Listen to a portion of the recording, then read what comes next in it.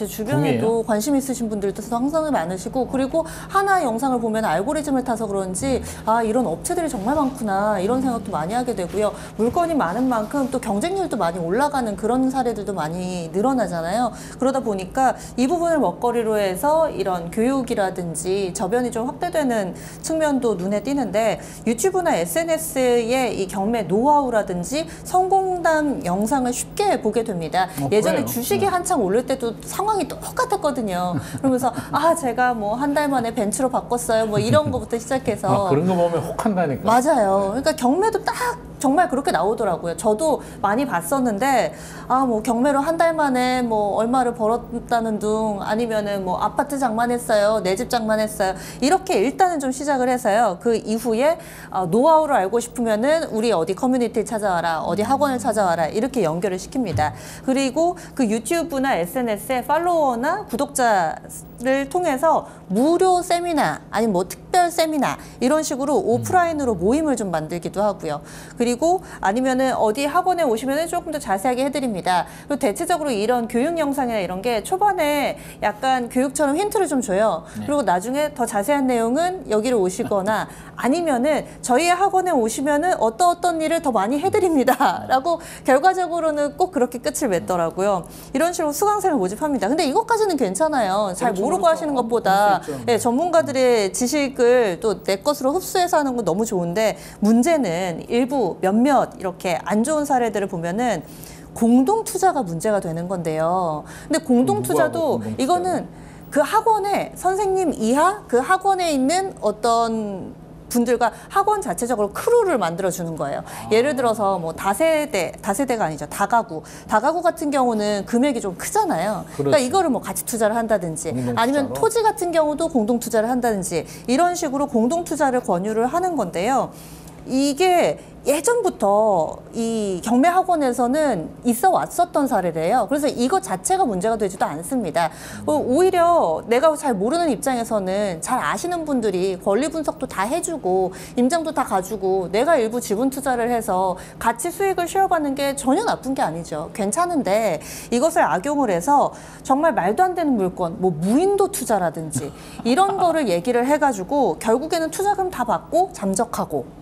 투자, 네. 그 무인도를 투자라도 하면 되는데 투자도 안 하고 잠적을 한다고? 네. 그건 사기잖아요. 그러니까요. 그래서 실제로 이런 사건들이 벌어져서 좀 문제시 되는 경우들도 있고요. 그리고 너무 수박 겉핥기식으로 혹하게 콘텐츠를 만드는 거죠. 그래서 뭐 강남 아파트 뭐 반값에 나왔어요. 썸네일이 그거예요. 들어가서 보면은 2번 유찰된 물건이어서 한 뭐 10억짜리가 지금 5억, 뭐 6억 이렇게 돼 있어요. 그러면은 경매를 잘 모르시는 분들은 아, 10억 아파트를 6억에 살 수 있나 보다 하지만 실제로 입찰에 들어가 보면 그 가격 안 되잖아요. 그렇죠. 근데 너무 그런 식으로 광고하는 게 많다라는 거죠. 앞서서 우리 해운대 같은 경우도 11억 9천인데 네. 뭐 7억이면 그러면 썸네일 이미 나왔죠. 나는 뭐 하고 있을까? 빨리 해야 되겠다라는 그쵸, 마음이 그쵸. 들 수밖에 없는데, 공동 투자가 나쁘진 않죠. 이게 뭐 공동 투자를 잘하면 그것도 뭐 좋은 방법이 될 수도 있는데 네. 항상 그렇잖아요. 저는 모든 문제가 이제 돈이 걸리면 사실 형제끼리도 맞아요. 다툼이 얼마나 네. 많습니까? 각 집안에 보면 형제끼리도 다툼이 맞아요. 생기는데 돈이 얽히면. 전혀 모르는 제3자와 돈이 얽힌다? 옛말에 우리가 동업하지 말라고 하잖아요. 맞아요. 그 말이 왜 나오겠습니까? 아무리 아이템이 좋고 아무리 친한 친구라도 사업을 하게 되면 문제가 달라지는데, 여기는 그 정도도 아니잖아요. 그냥 아무 관계가 없는데 그냥 컨텐츠 보고 혹해서 좋은 정보가 있을 것 같아서 학원 등록했는데 나는 돈이 부족한데 너 돈 지분 투자해. 큰 거 살 수 있어 라고 하는데, 저는 항상 그런 생각이 들어요. 절대 누군가 어느 누구라도 저를 돈 벌게 해주려기 위해서 가만히 있는 나한테 정보를 주고 제 주머니에 돈을 주는 사람은 저는 없다고 생각합니다.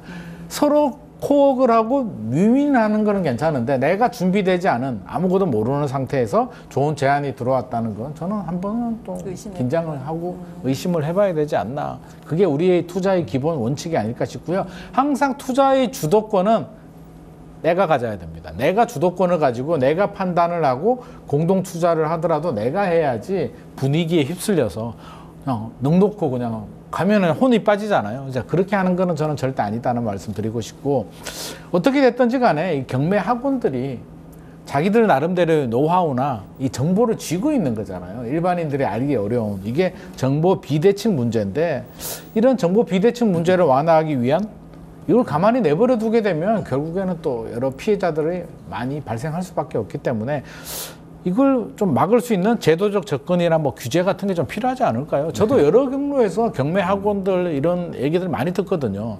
결국에는 이런 미꾸라지들, 물 흐리는 일부 미꾸라지들 때문에 우리 또 건전하게 열심히 경매하시는 분들, 또 이주영 위원님 같은 분들도 같이 또 욕먹는 경우들도 생기잖아요. 맞습니다. 그래서 이 부분에 대해서는 어떻게 생각하시는지요? 일단 추가적으로 이제 저 더 말씀드리고 싶은 게 뭐냐면, 저도 이제 경매 시장을 보고 경매 분석을 하고 이러다 보니까 유튜브 컨텐츠도 많이 이렇게 제가 살펴보기도 하거든요. 네네. 어때요? 근데 대부분 보면은 사실 이제 실패 사례보다 성공 사례 위주로 촬영을 할 수밖에 없겠죠. 그거는 뭐 당연한 건데, 네. 한 번은 제가 그 유튜브에서 어떤 컨텐츠를 다루면서 부동산을 다루면서 뭐 돈을 몇십억 벌었다, 몇 억 벌었다, 이렇게 이제 하는 그런 컨텐츠를 봤는데 궁금해가지고 대체 이 경매 사건이 뭘까? 근데 보는 내내 그런 정보가 전혀 없어요. 안 줘. 그러니까 사건 번호도 안 나오고 주소, 설명 주소라도 나오면은 이 주소로 제가 검색을 해가지고 네. 얼마에 낙찰을 받았고 또 등기부등본 열람해보면 얼마에 팔았고 이런 정보가 나오는데 전혀 그런 정보를 볼 수가 없습니다. 허위 정보예요? 허위 정보인지 아닌지는 모르죠, 사실.